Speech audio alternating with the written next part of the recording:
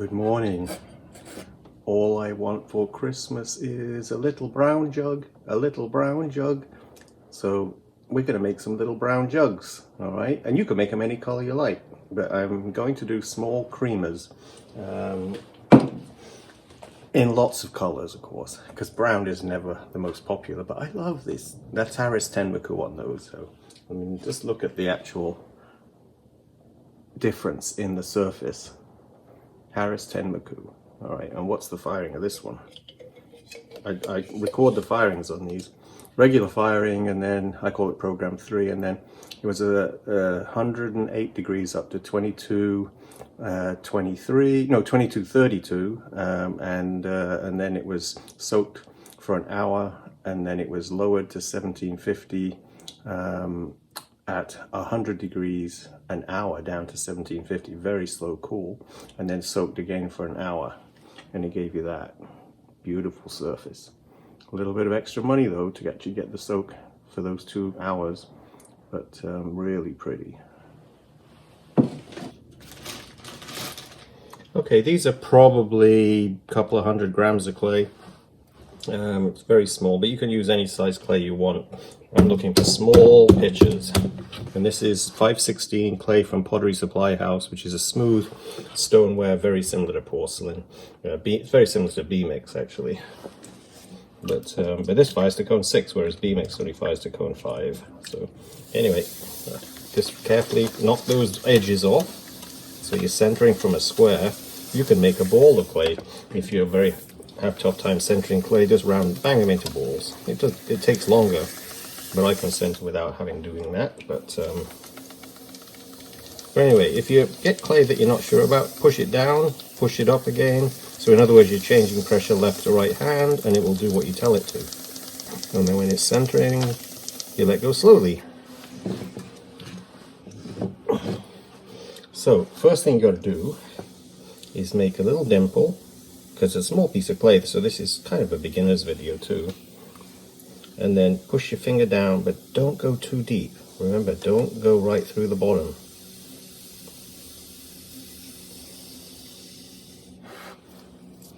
Open up as far as you want. I like to get a kind of wide bottom on the pitchers. It's nice if they're this very squat shape that has a really nice belly on them. It's like a very generous belly on it.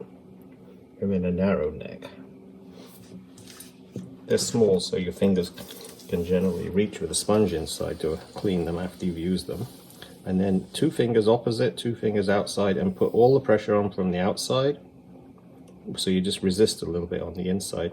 A lot of beginners, when they're throwing, they push with both fingers. They think they've got to press, and the pot just gets wider.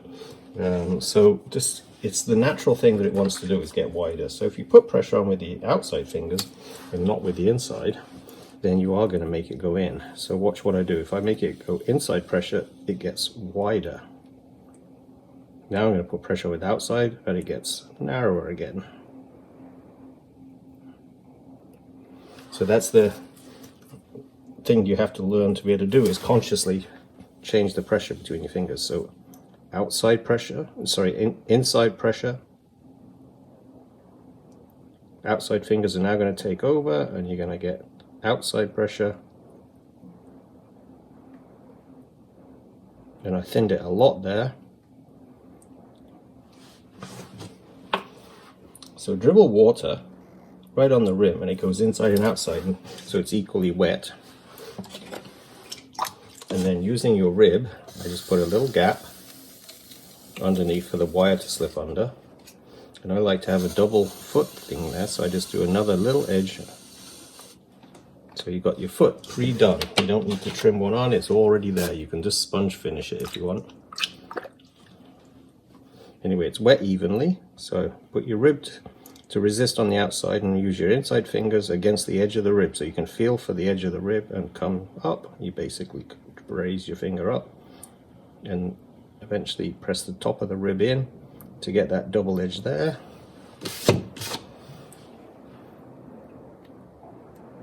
And then you can finish off by doing that. So this picture, I can make that belly so much better. So let's show you. Do I have I do have one here. This is a throwing stick that I cut down myself. So it's very short. Where the little throwing stick is, it's got a little round end on there, and you can hold it and you can put it inside. And you can actually put a bit of pressure opposite the rib just using this stick. You can feel it, and then you can see it too. So as soon as you see the little bulge, you just come up and you can make a very narrow topped piece, much wider down the bottom, just by using a throwing stick. And that's a nicer belly now. Take a look at it. Yeah, that's a nicer belly. It's like my grandmothers used to say to me when I was thin, you're not eating enough, you need to have a big belly. Of course, these days we don't want to do that. It's nice to have a sort of regular belly. Okay, so I'm just going to take a look with the rib again, just to make sure that curve is gentle. Yeah, it is. It's perfect. Love that word. I worked with a carpenter called Sylvain Laroche, and he said it's the best word in the English language. Perfect. He may be right, especially for a carpenter, which Sylvain was. When you measure twice, cut once. You love that word. I was doing that this morning. I was building a window in my attic. We're going to insulate the attic of the house. Alright, with energy prices going up, we just want to do as much insulation as possible. Alright, so that's a nice little picture. Here's how you get them off. Dribble water right next to the foot, all the way around. You can lift them off in many different ways, but if you just let it rotate slowly and pull through, it will come with the wire.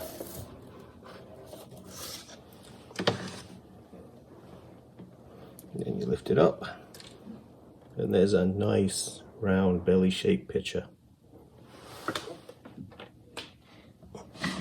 So let's make 2 or 3 of these so you can get the idea. I've had this clay sitting here for about a week.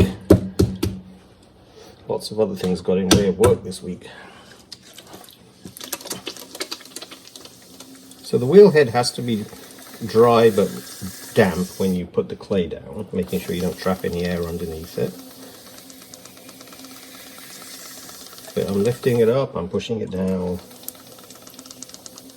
and then eventually I'll just say, okay, now I'm going to center it, and that's when you let go slowly. Oh, and this is a Shimpo Whisper wheel. I recommend them. Very nice wheel. My first wheel I ever bought was a Shimpo. Okay, down you go. Feel for the level that you want. You don't want to go through the bottom. Open up. It's drying out now, big time. And then you kind of work your finger back from the shoulder to the center. Yeah, when it dries out, it always pulls on your fingers, so you have to let go slowly. And then the outside, I'm going to put more pressure on with the outside fingers.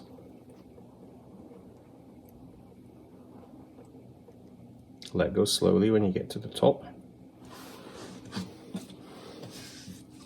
Yeah, that was a challenge this morning. You couldn't stand up in my attic. It's a low attic roof. I had to wear a mask because we've got very old insulation in the roof, which we have no idea if it's safe, so we're taking it out and gonna have a professional company come in to remove it. But I have to put a window in the outside so they can get in there, because the entrance within the house is too tiny. I can barely squeeze through it. We're going to put solar panels on the house as well, so hopefully do all we can. Okay, so let's do the throwing stick thing again. So here you go, you put it in, push out. Can you see it pushing there, making a belly? And then I'm going to put the wire there, the rib there, and just bring the throwing stick up with the rib. So you got a nice big belly, and then finish with the edge of the rib to give that little extra. Now let's make sure, because a low belly like that is sort of dodgy. You've got to be careful because it can look like a sagging belly, and we want it to look like a fit belly. Here's your little... Yeah, if it looks saggy, then you really want to just push it in a little bit. That's not too bad actually though. So nice, you can see the curve, this gentle, easy curve. And the top, you can even make it get a bit narrower by just doing that and pushing a bit harder. It drags the water off, but makes it narrower too. And then my sponge on a stick.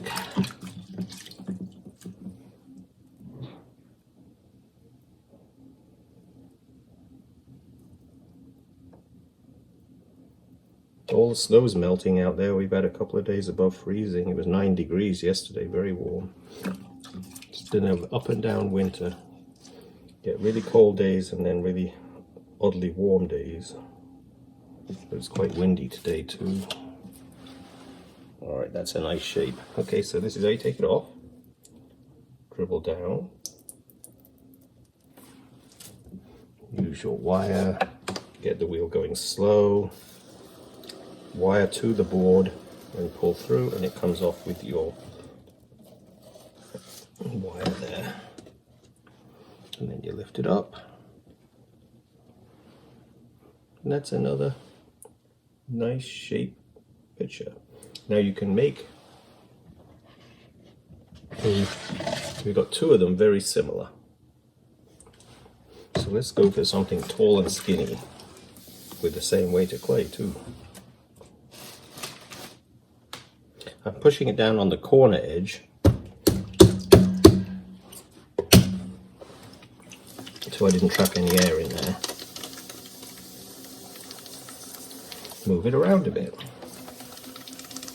Both wrists are on the wheel head, so you need a smooth wheel head so you don't wear away your skin on your wrists. And then go feel for the center. And let go.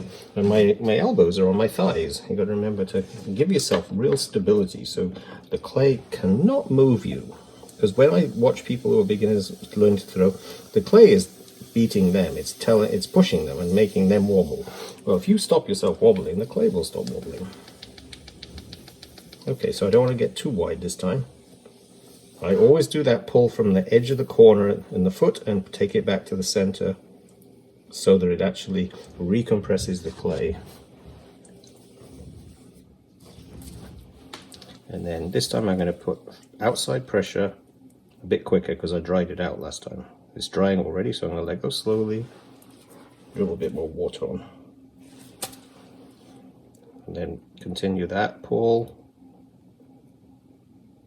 See how narrow it is?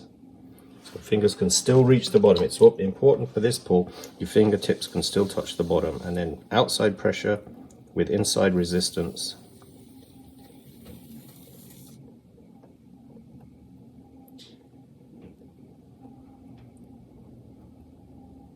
And then let go so you don't thin the rim too much. And you can even, if you can reach far enough down anyway, try and give yourself a little extra height by just starting a pull from about midway and pulling up again to give yourself, because you're trying to get a thin, tall picture. And then using the throwing rib, it's not a rib, it's a throwing stick. And they sell these much longer, I just like the shorter version. I cut it down myself. And then, I'm not going to make a big belly this time, but I want a little bit of a curve. So I'm pushing out with the inside, but I'm not getting it wide.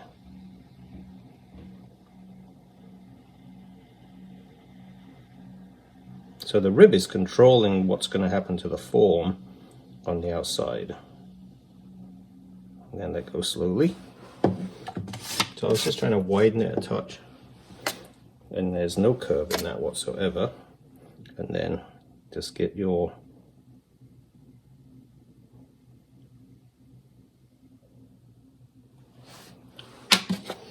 and then take your little edge off. You know what I should show you?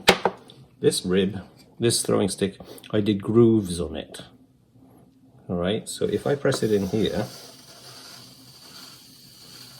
it will give me a double curved belly foot area, And now you can do this to any piece of stick. I just did that. That's how I used to do my feet. If you find one of my really old pieces on eBay or something, which you will, I mean, I see them all the time, you can actually see the oldest ones have that double ring foot and all that. But I still don't like that. I want to widen that a touch at for a belly. Measure it. I'm going to push out now with the rib on the inside. It will shorten it a touch, but I don't want it to be short and squat. I want this one to be taller. That's nicer. It's all about going slow, no sudden moves. This is much taller than the others.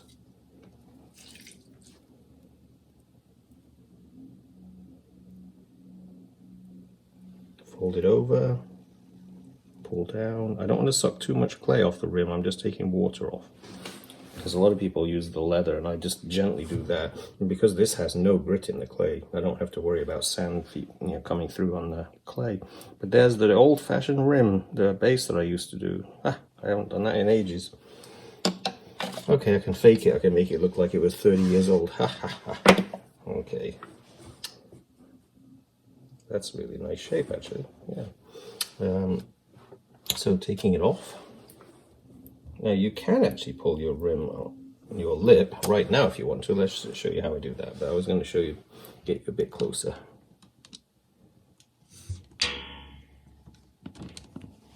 Okay, if you want to do a little lip, you simply, with your fingers being wet, you're simply pinching your fingers together, finger and thumb like this, just to give it a slight thinness at the rim, because you don't want a dribbly thing.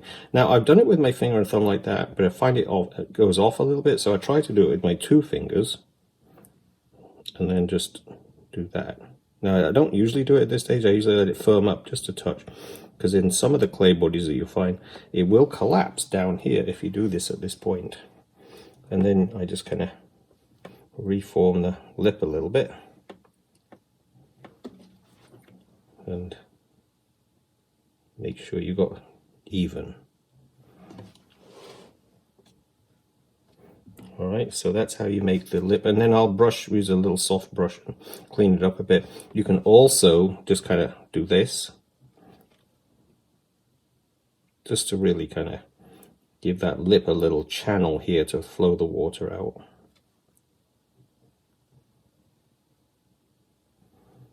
Just trying to make sure it's even. Alright, that's how you do a lip. I think you can see it a bit better there. I don't usually do that till the clay is actually firmed about an hour. Oh, get the wheel going round a bit. If you're scared, actually I should show you, if you're scared about keeping the wheel spinning, just do this, saw through it like that, and then it'll come off anyway. Most of the time it just comes off anyway. And you can get rid, there's other ways of taking them off as well, so. Okay, and there's your tall picture instead of a squat one. There you go. It's a lot taller. Yeah, I'd say that's at least 1.5 centimeters or almost an inch taller. Right, next I'll be putting handles on them. Okay, putting the lips on when they're a little firmer is a little easier. I'll give you a bit more light here. But the clay doesn't bend as easy. So you've got to be a little careful that you don't let it get too dry. And while I'm doing the lip thing like that, where the handle's going to go, I'll wet it on the other side of that just to give it a bit more moisture. They're not stuck to the bat at this point. I just cut that one because it was facing the wrong direction. But yeah, that's pretty good. So you want to make sure that when you're going to put the handle on, which I've done handle videos before, so I've got my handles already pulled. I think most people are doing that well now. But anyway, you've got these, so they're thinned out. So you just have to, once again, it's probably better to do with 2 fingers rather than finger thumb, because I do know that the lip often looks a bit lopsided if you use your finger and thumb, because you've got 2 different angles basically. So there's one. It's hard to see, I know. It's hard to get my fingers properly too. So rubbing up and down, just stretching the lip out of it. All right, and then you've got to work on it, so use your thumb or your finger just to sort of give it a bit of character, I guess, rather than just a little lip. I always like to kind of push that out and push that in a little bit, just like that one basically. So I'm pushing out that direction, and then the same here to give it a little character. And that lip's a bit too thin, so I'm going to dip my finger in water again and widen that one. Don't leave water, because they can split. Sometimes you get too much water in your clay there, it can split. So there you go, that looks fairly good. And if you want to, once again, you can use your finger or a paintbrush just to kind of come up from the belly, and that helps give it a bit more character too. And then using the paintbrush, just open that up and get rid of any thin. You want it to be thin, but not too thin, obviously. The first thing that chips on a creamer is the lip, because everybody wants to pour without any dribble, so you have to make your lip fairly thin. Customers actually wanted to have you demonstrate that the lip pours without dribbling. And Robin Hopper told me you actually dab a little bit of butter on your lip and it won't dribble anyway, because it breaks the surface tension, oil and water.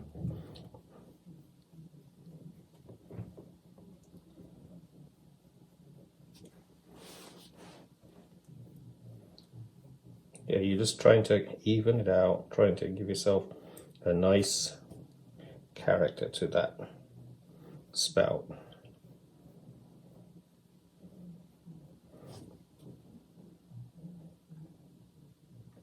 And then the really important thing is to get the handle on completely opposite, so it doesn't kind of have a little funny angle to the left or the right. And I say one's stronger eye than the other, because whenever I do this I always seem to make sure it's still sticky. So really kind of work that and make sure that's definitely sticky. I always kind of have to double check myself to make sure my handle's right opposite the spout, because you can always change the spout a little bit anyway. But anyway, you put it on and I just attach it, not too much yet, because I want to make sure, and then I hold it like that and just kind of eyeball right the way down to the spout, and that looks pretty good.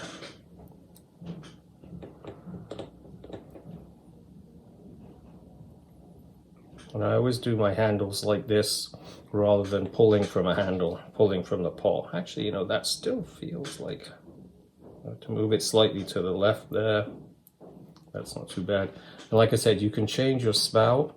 If you actually just push the one side of the spout, you can make the spout look to be a bit more to the left or the right. There you go. And then fold a little bit up underneath there, give your handle a bit more strength. Put a little shim of clay. Don't have to do this, I like to, but I put it in there so it gives you an extra thickness, and then the bit that's left over here I can actually dab right into the handle up there to give my join up there a bit more thickness too. Dab a little moisture on your finger, and then you can pull that piece of clay right in. My handles never seem to get broken off at that point. If somebody breaks their handle, it'll be broken in the middle area. And that's obviously not good yet, but I'm going to put the other ones on first. Come around, thicken it up. I just wet that so it's definitely wet enough. And then push it on.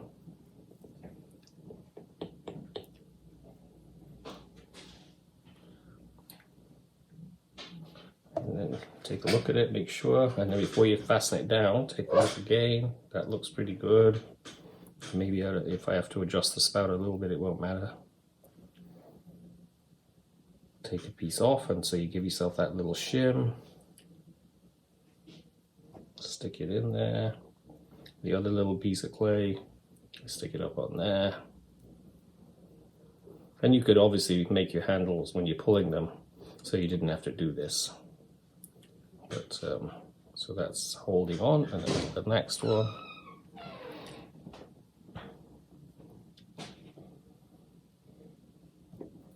Same again, put it on, make sure it's opposite. If you're not sure, you just tack it and then take a look. But I'm kind of pretty good at doing this by this time. But I still, every so often, I'll have to adjust the spout just a touch, but hold over. That little piece of clay gets pushed down into there. And then get another piece of clay to actually make that little thicker up there.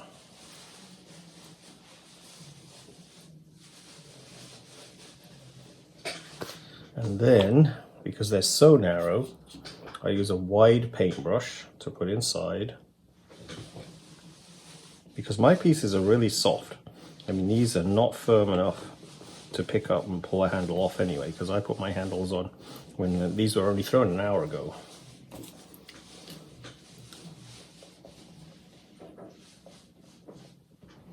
And then I round all that in,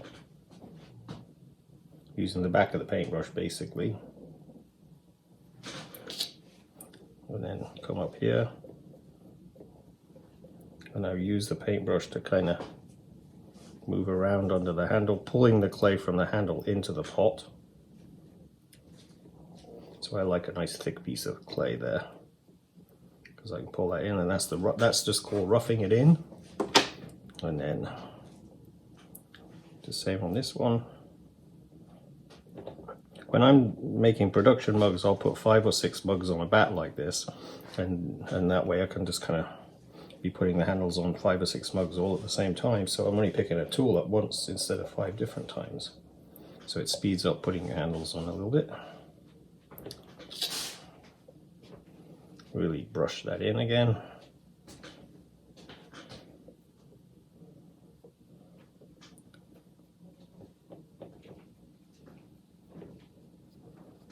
That's roughed in as well. Next one, same again. Wet my thumb. So you can see that's quite a substantial amount of clay down there that's joining this on.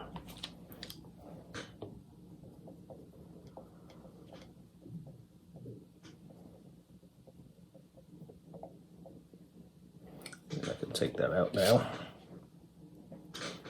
It's nice to have that little thick brush inside because it gives you something to push against.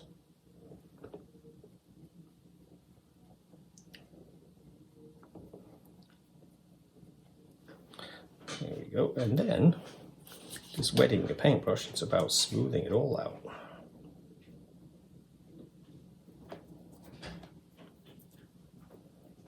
And then giving your handle its final shaping.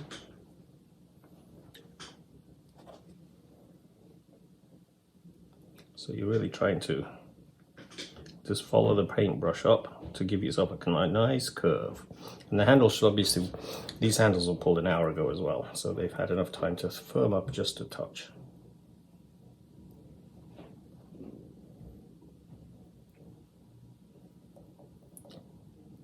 This is a really porcelainous type clay, so if you add too much water to it, it will actually get little cracks in the clay itself.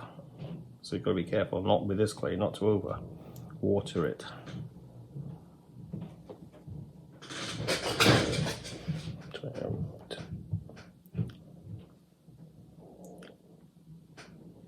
Yeah, when I spray these, sometimes to dampen them down, if I want to do it, I've actually had handles fall off.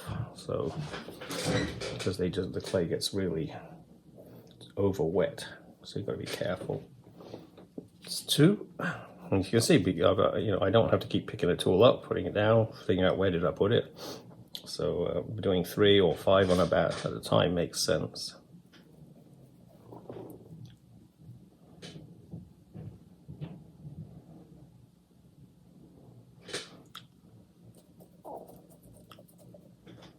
And if you actually push the pot in a little bit, you can put your brush inside and just push it back out a touch.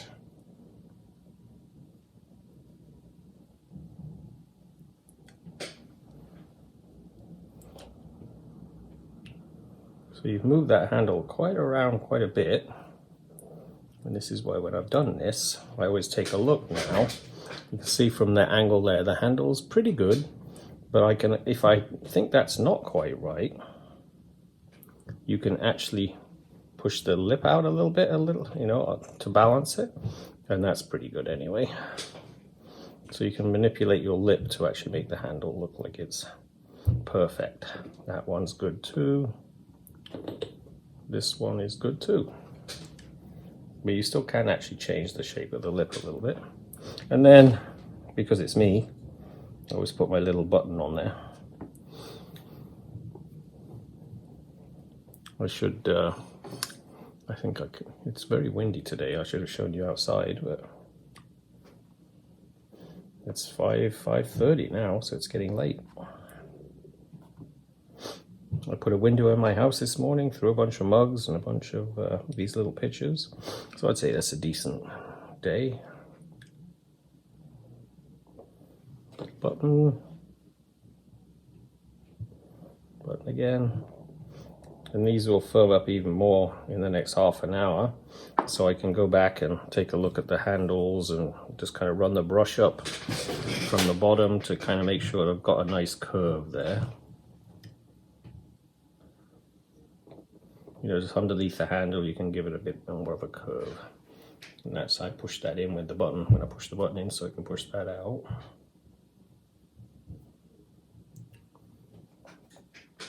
That looks pretty good. And that one looks pretty good. That's my gas fire just turned on. That's the first time all day. Because we had a fairly decent sunny day today. Alright, so that's how the middle handle's on. Okay, trimming is the next thing we have to do. So we have a very small piece to trim with this little spout that's very vulnerable because it's quite sharp and thin at that point around there. So I put a cushion on the trimming wheel that actually will help make sure I don't chip off that rim. And this is a Giffin grip. There's a Bailey version of this one as well. And I'm going to use a small trimming tool. This is a, I think it's an R5. I like the R2s best. But my R2 split. So I've got to get another one. But one end is good. Actually, I might be able to use the other end. But anyway, just because if you throw thin, you never have much to trim. And that's the, you know, save wasting clay, less recycling if you throw thin, because you don't have to trim that much off, and that's it. That's all I had to do. You could almost have sponged that and save. I like trimming, that's why I always do it, but it's a nice clean round foot. And here's the tall one. I'm not sure how tall this is. This is probably 4.5, 4.25 inches high.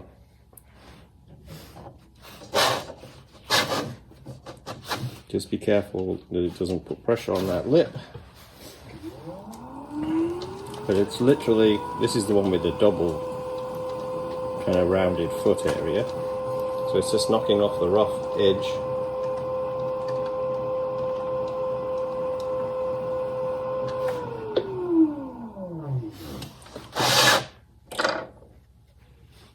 Giffin grip is a nice, you don't have to have one of these trimming tools, but it's a nice thing to have in the studio.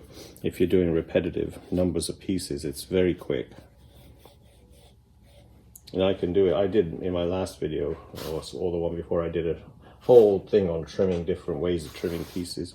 So there's lots of ways to do it. It was the one on bowls, I think I just did. But, so literally just that rough area. and then I'll just go from the center outwards once, and then I just do a second one just to make sure the center area is not lower down. Sorry, it doesn't stick up higher than the edge of the foot, because then your picture wouldn't sit level. You would be rocking. And these ones just sit nice and flat. And all that. So there you go. That's trimming the pictures. The next thing, I'll bisque fire them and glaze them, and you'll see them finished next. This is my other kiln, and I think I had a whole bunch of stuff in here, but I didn't have enough quite to fill it, so the top shelf I had very little on here. But it shows my little stilts that I fire. Sometimes if one stilt won't work, I'll pile up a bunch of little stilts, and they will actually enable me to support a piece. And especially if I'm trying to save height, because the reason I couldn't fill this shelf is all my other pieces were a little bit too tall for this shelf. But anyway, here you have mouse grey with variegated blue and also oatmeal. And there's a little bit, like we usually find on the variegated blue, a little run on the bottom of the handle there. We actually seem to have controlled that in the other kiln. So this one must have been in the glaze a bit longer. And this is a different glaze. This is my black with variegated blue. Licorice in the book, Mastering Cone 6 Glazes, with variegated blue, which is in that book. And then my oatmeal over the top. And that one ran, but didn't get to the bottom there. So that one's a little bit more saved. And this is the same firing profile. I'm mostly using the same firing profile now. And here's a really pretty little piece. Here's the one for your strawberry tea in the afternoon in July. A nice little creamer with beautiful yellows and oatmeal. So this is the sunshine yellow from Mason Stain, just in my oatmeal glaze, 10%. And then I have another oatmeal that has iron ochre in it, and that gives it that other softer yellow. Any Mason stains will work. You can try and see what colors are nice that you like. But the same effect there with the oatmeals. Basically, we've got 3 oatmeals on there.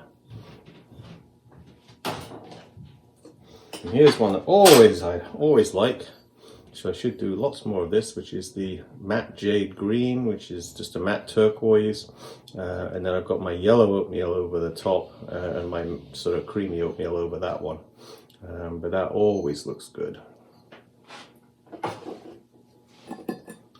This one is the same glaze, and these are all white porcelain little pitchers. I'm doing a video at the moment on juggers and pitchers, so I think you might see this before you see the video. But anyway, that's a nice one there too. Whole pile of things, mostly pitchers, but some really pretty mugs. Same again, just the jade, the matte turquoise, and then my 2 oatmeals over the top, the creamy oatmeal and then the yellow, sunshine yellow oatmeal over it. And you can tell because I got it on the inside, you can see the yellow in the sort of light there.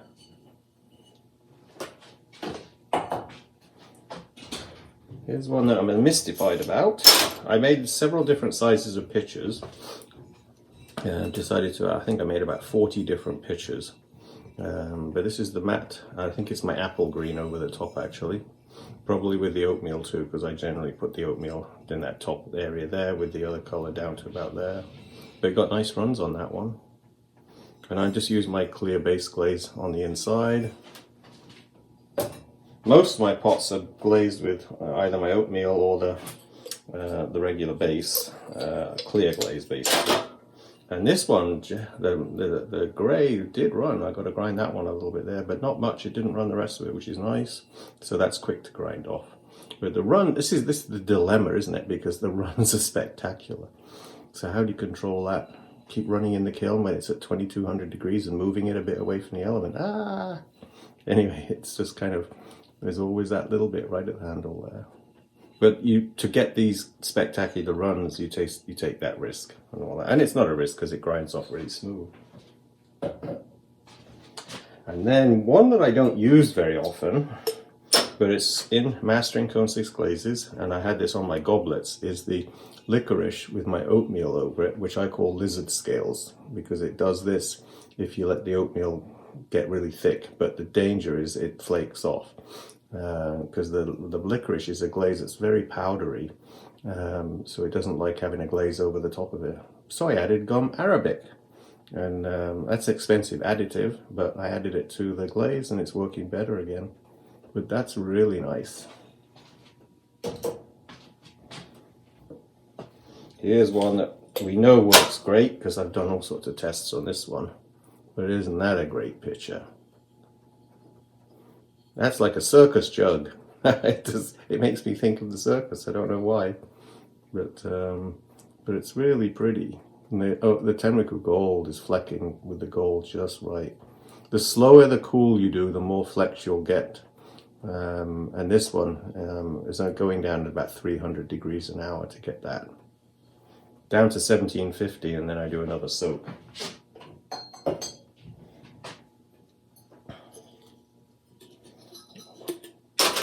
Okay, the black is behaving really well with the lizard scales. You just saw one of those, but that's a really pretty jug too. I don't make jugs very often because it's not a really good seller. You know, as potters, we sell mugs. I mean, I would say every other sale in my pottery is a coffee mug. So, and that's just the way it is. So let's hope coffee's always considered good for you. It goes up and down on that. Sometimes it's not good for you, sometimes it's good for you. But people love coffee, so have lots of mugs if you're making pottery, especially if you're doing craft fairs. You need some guarantee of some income at the show. Oh, those were the days. I did craft fairs for 27 years, and I'm glad I don't do them now. But there you go. My dark blue, variegated blue, and oatmeal over it. And that one is now going to be one of my standards. I really like that blue.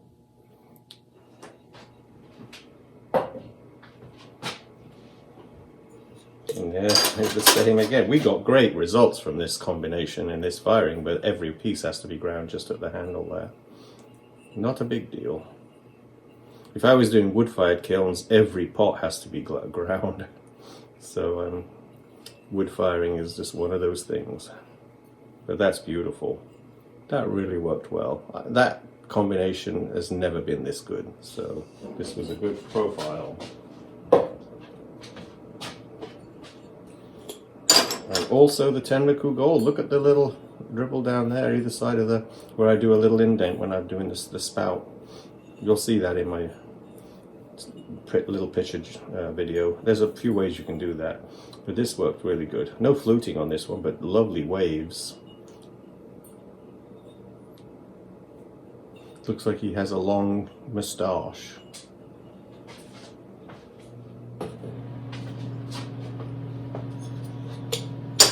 Okay, matte turquoise, which I got off the Pinterest. That's a glaze I found. There was several different turquoises you can use. Val Cushing has one. And I can't remember the other two that I got, but I don't use them on the inside because I'm not sure. It's a satin matte. It might be safe for food, but I'm just not sure. So I like to use the clear glaze on the inside, but that's the apple green over the turquoise.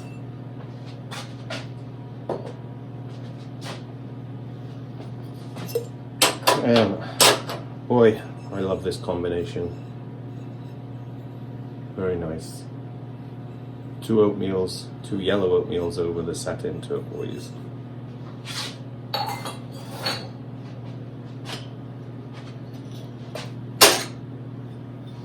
We've got this one perfected now.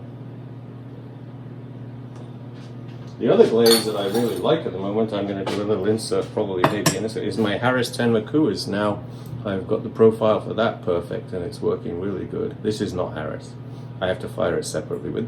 Actually, it's the same profile as I do with my Randy's Red.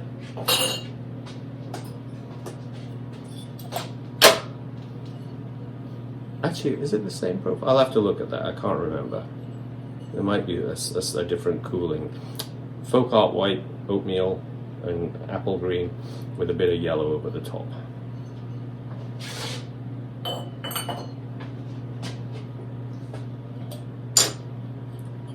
And that's my basic blue, green, copper, red. There's a little speck on the rim there. I don't know where that came from.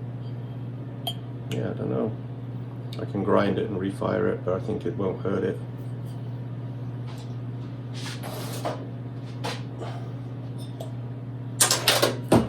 apple green, turquoise, matte turquoise, yellow oatmeals. Another little dark blue picture with variegated blue and oatmeal.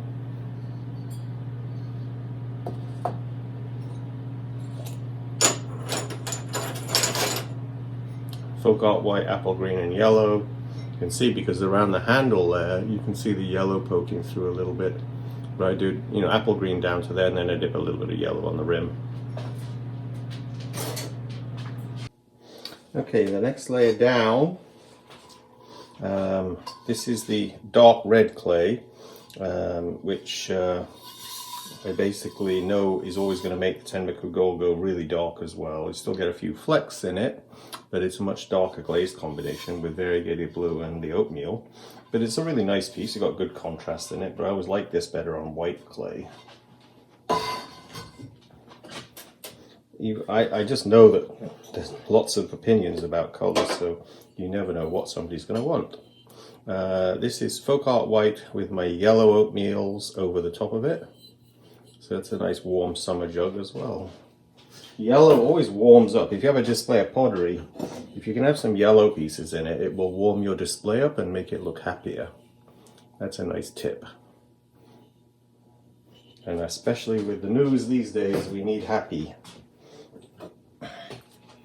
And there's the yellow. This is my beach combinations, of course, where you got the yellow sand and then you got the ocean. I mean, I live on the ocean, so basically lots of people like these color combinations. I have to grind a little bit off there, that from the kiln shelf, I guess. Just a little sharp. This is the bright blue, variegated blue and oatmeal combination, which is really nice. Always works nice. And I didn't glaze the bottoms of these pieces. I think that was because of the height of the shelf. I have to sometimes make a sacrifice of glazing the bottom because I want to fit it on a kiln shelf, so I can't use the stilt. But I know that people prefer me to glaze the bottoms. It's a lot smoother. Okay, this is a really good example of Tenbaku Gold on white clay, which is why I say it really gets brighter and honey-like with the speckles. But look at the oatmeal, perfect on that one. Sometimes the oatmeal dissolves too much. Regular summery beach mug. Oh, here's one. I'm not sure about that one. Wow, it's got my yellow over the top. I can see it on the inside with apple green, but what was the base color in there? It may be my old apple green. Which is now an olive color. Well, I think that's what that is, but that's a great green combo. There you go. I'll have to test this one and see if I can reproduce that, because we're always looking for a good green. Ah, yeah, there you go. It's got the other green on the underside with the apple green and the yellow over the top. Yeah, that's nice. And of course I can't get that old green again because it's actually just in 2 or 3 greens put together. Because the bucket's got empty, you pour the rest in. That's a beautiful little cut. Got some variegated blue over the top of... what green was that? I'll have to think about that one. Oatmeal on the bottom. And there was another green underneath there. With the variegated blue and oatmeal over the top. It may have been my olive green. That's nice, but it's not the same as that, obviously. But it does, the variegated blue over the top of it really likes to run because we've got the handle bit again. But that definitely looks like it's my old green, I would say, with different glazes. Here's another dark red clay. Got to get that backwash off of there. And then with the Tenbaku Gold and the variegated blue and oatmeal over the top. So that's really pretty. I'll try one of these in the white clay as well.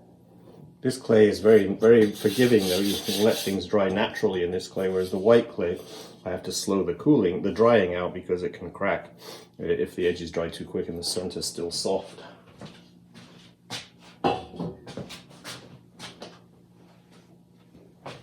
There you go, the bright blue, variegated blue and oatmeal.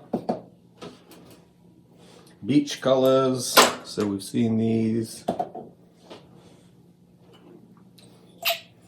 This is the, I know what this is. This is the rutile green I have, which is basically my bright blue recipe with copper instead of cobalt. And then I got the yellow oatmeals over the top. So did that. Yes, it could be that. That could be what that is. Rutile green with the yellows over the top. But this one didn't run at the handle and that one did. That could just be the time in the glaze. But I have a couple of choices to try and get that one again. But this is my rutile green, which is a really pretty glaze on its own. It's sort of a turquoisey green, but good colors for the ocean, but with the oatmeals over it, that's very pretty. I probably have enough pictures for the whole summer now. There you go. Got a blue, green, copper, red with the 2 oatmeals.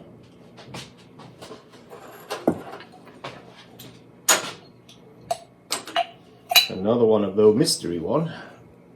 I have to think it's blue, green, copper. It's my rutile green with the yellow oatmeals over the top.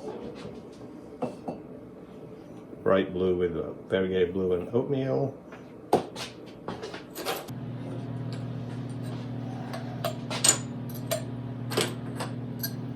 Okay, and there's some more happy colors. Rutile green with the apple green and yellow, and this one is my old apple green, I'm sure now, and then it's got the regular apple green and yellow over the top. They're both very happy colors. We need some happiness. Alright, well, it's, let's see. I need a haircut. I'm getting one Monday. Anyway, thanks for joining me again. This will be a posted video just with glaze firings, maybe. I've unpacked 2 or 3, and I'll run my little Harris thing in it too. I hope, maybe I did it earlier in the video. Anyway, I wish the best to everybody around the world. Stay safe and you know, do something happy. All right, okay, bye.